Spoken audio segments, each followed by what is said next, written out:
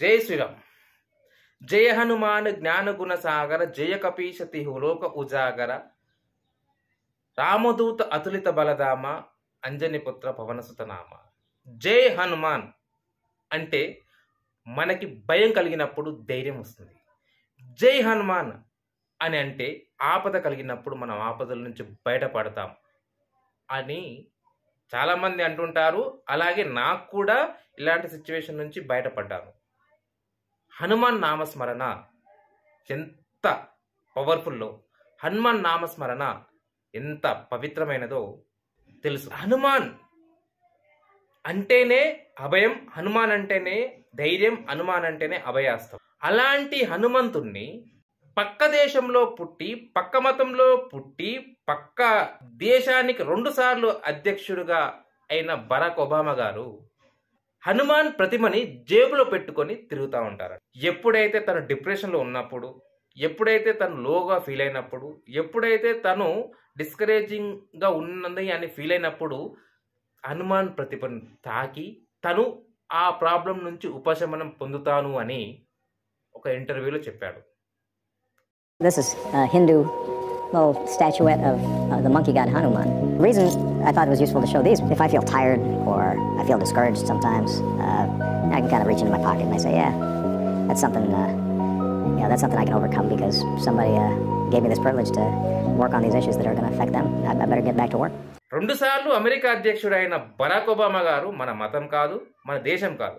అలాంటి ఆయన్నే మన హనుమాన్ని నమ్ముతున్నాడు అంటే మన హనుమంతుడు ఎంత గ్రేట్, మన సనాతన ధర్మం ఎంత పవిత్రమైనది, ఎంత గ్రేట్గా ఫీల్ కావాలి మనం.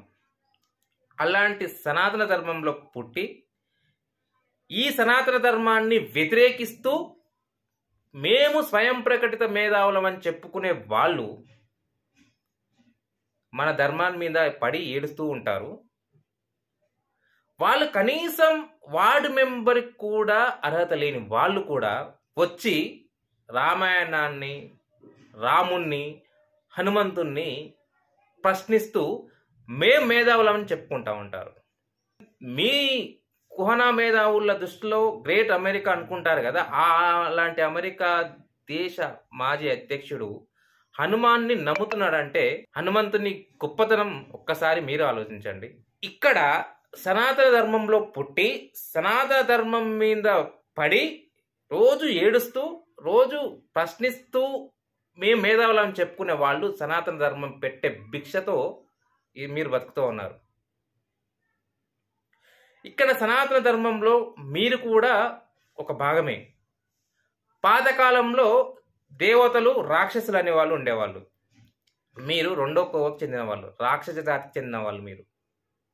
ఎందుకు అంటే అప్పట్లో కూడా రాక్షసులు మేము గొప్పవాళ్ళం, మేమే గొప్పవాళ్ళం అని అహంకారంతో విర్రవీగేవాళ్ళు.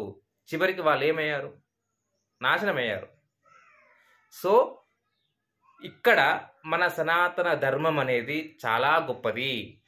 ఈ ధర్మాన్ని ఆచరించడానికి ప్రపంచ దేశాలు చాలా ఉత్సాహం చూపిస్తున్నాయి.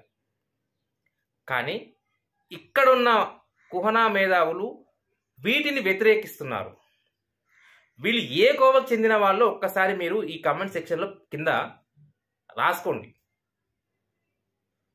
ఇప్పటికైనా చెప్తున్నా ఉన్నాం, జై శ్రీరామ్, జై హనుమాన్. హనుమంతుని కొలిచిన వాళ్ళు తప్పకుండా వాళ్ళ కోరికలు నెరవేరుతాయి, అలాగే వాళ్ళకి కొండంత ధైర్యం ఉంటుందని చెప్తున్నాను. Thanks for watching. జై హనుమాన్, జై శ్రీరామ్, జై హింద్, జై భారత్.